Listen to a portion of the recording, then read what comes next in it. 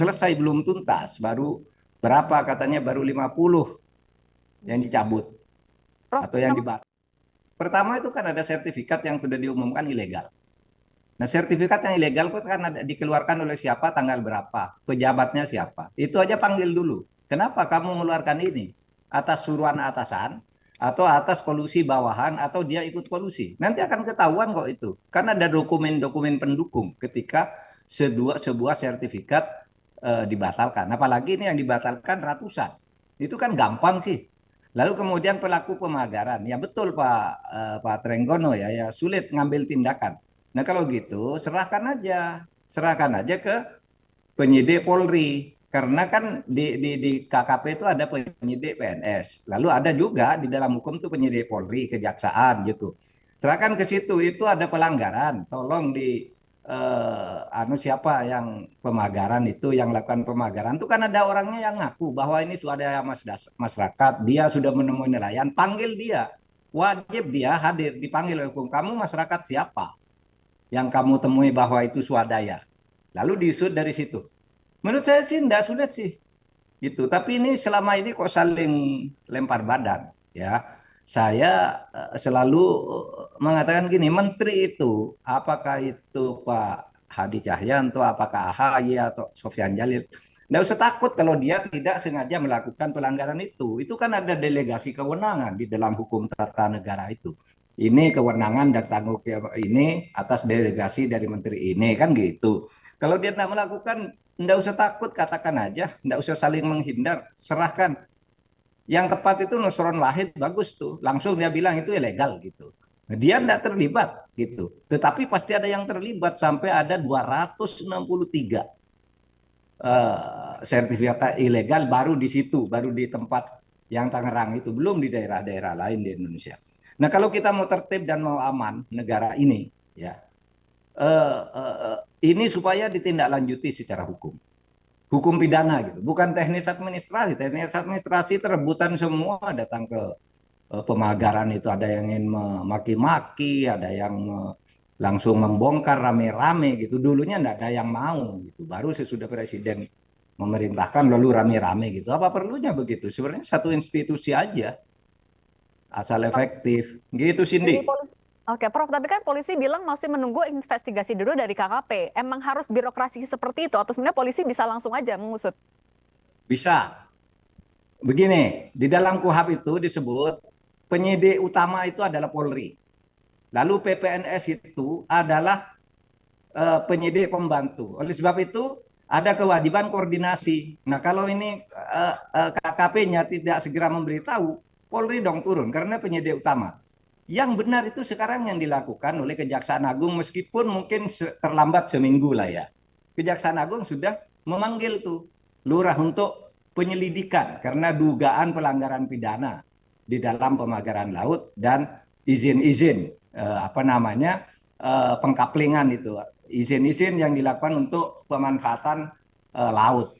Nah itu udah dipanggil oleh kejaksaan tanggal 22 kemarin. Sudah agak terlambat, tapi udah betul. Tidak usah nunggu gitu. Itu gampang kok kalau sudah lurahnya itu dipanggil ya Pak Lurah Kohot itu. Kenapa kamu mengeluarkan itu, mana dokumennya, mana letter C-nya, dan seterusnya itu kan bisa dilacak. Apakah letter C itu baru dibuat, sesudah ada itu atau tidak. Itu sekarang teknologinya gampang kok. Membuktikannya gampang kok gitu.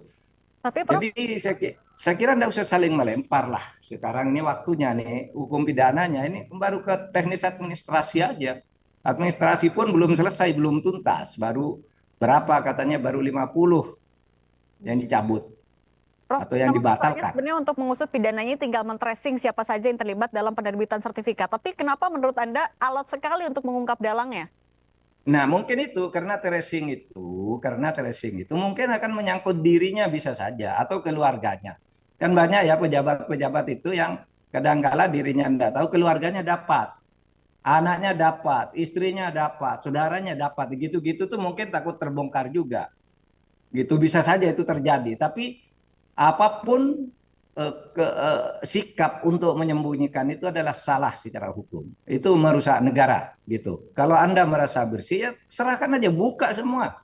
Kasih tuh KKP, ATR, BTN, kasih ke polisi, kejaksaan, Pak, tolong ini nih, salah ini, tolong Bapak sidik gitu. Gitu. Penyidik kami mungkin tidak mampu karena ada orang dalam juga yang terlibat, kan bisa begitu. Hukum membuka itu dan membunyikan itu. Saya ingin mengingatkan ya, hak guna bangunan di perairan laut, perairan pesisir itu sudah dilarang oleh Undang-Undang Nomor 1 Tahun 2014 sesuai dengan putusan MK Nomor 3 Tahun 2010.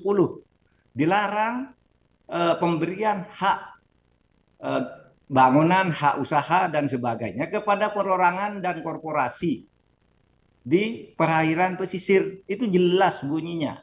Yang dibolehkan itu adalah eksplorasi dengan izin tertentu, bukan seperti itu. Izin tertentu itu misalnya reklamasi, eksplorasi apa? Eksplorasi terhadap tambang-tambang di bawah laut gitu. Itu boleh dengan izin tertentu. Kalau borongan kayak gitu belum tahu apa yang akan dikerjakan, tiba-tiba keluar sertifikat, kan tidak boleh menurut undang-undang maupun menurut putusan MK. Prof. Mahfud, tapi kalau selama Anda masih menjabat sebagai Menko Polhukam saat itu, pernah ada laporan atau isu terkait pagar laut yang mencuat juga kah? Tidak ada, tidak pernah ada. Makanya ini mengagetkan dan semuanya saling lempar badan.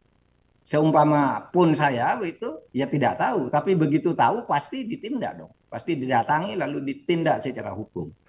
Dulu memang pernah ada, tetapi bukan pemagaran, yaitu upacara 17-an ketika tahun pertama itu saya menjadi Menko Polhukam. Upacara 17-an itu di sana bendera merah putih tidak boleh, kabarnya ini ada video bahwa di PIK 1 itu tidak boleh ada bendera merah putih.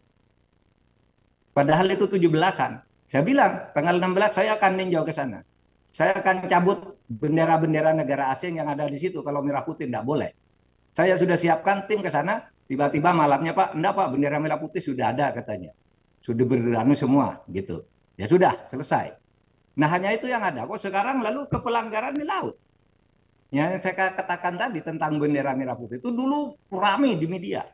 Sehingga saya bentuk tim, besok saya akan ke sana. Saya sudah bentuk sekian orang, ayo ikut saya. Besok kita cabut sama-sama. Kita ganti dengan bendera merah putih. Begitu saya waktu itu tahun 2020 bulan Agustus itu.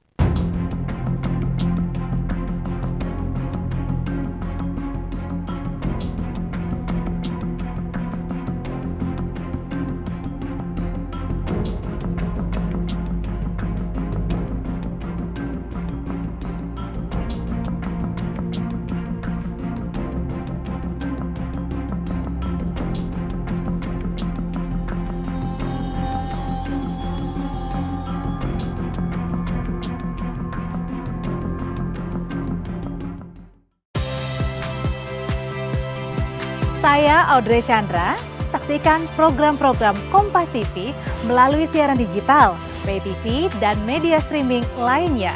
Kompas TV, independen, terpercaya.